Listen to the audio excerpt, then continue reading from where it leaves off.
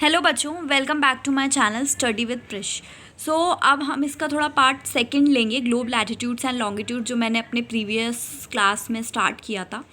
तो उसमें मैंने आपको बताया था कि ग्लोब जो होता है वो वेरिंग साइज़ का और टाइप के, मतलब उसके ग्लोब के साइज़ जो होते हैं वो चेंज होते रहते हैं। ठीक है, कोई बड़ा होता है, कोई छोटा होता है। अब जो बड़ा वाला होता है उसे हम कैरी नहीं कर सकते। कुछ स्मॉल पॉकेट ग्लोब्स भी आते हैं जिनको हम कैरी कर सकते हैं, और ये जो है ये बड़ा ग्लोब है जो पिक्चर में आपको दिख रहा है।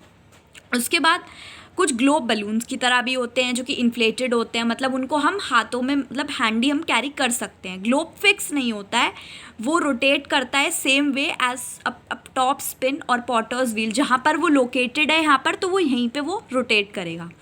ठीक है, तो उसी तरह से उसके बाद ऑन द ग्लोब जो कंट्रीज़, कॉन्टिनेंट्स, ओशंस, ये सारे उनके करेक्ट साइज़ हमको दिखाए होते हैं। It is difficult to describe the location of a point on a sphere like earth.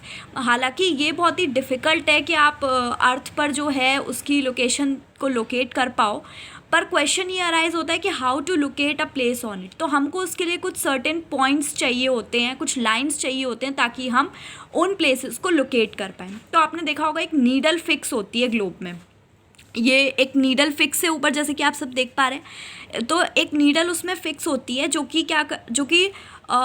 Tilted manner में होती है, तो जिसको हम एक्सिस बोलते हैं। ये बहुत इंपॉर्टेंट टर्म है। उसके बाद 2 पॉइंट्स होते हैं ग्लोब में, जो जहाँ से नीडल पास होती है 2 पोल्स से, नॉर्थ पोल और साउथ पोल।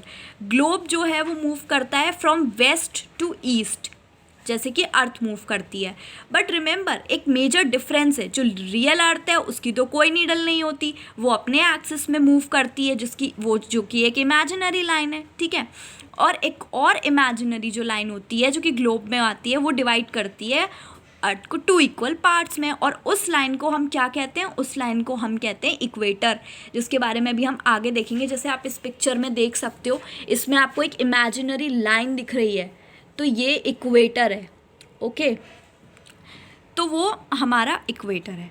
उसके बाद नदर्न हाफ, मतलब जो नदर्न पार्ट होता है अर्थ का, ऊपर वाला पार्ट सबको पता है नॉर्थ का होता है, वो नदर्न हेमिस्फीयर होता है। एंड जो साउथ वाला पार्ट है, सदर्न हाफ है, उसको हम सदर्न हेमिस्फीयर कहते हैं।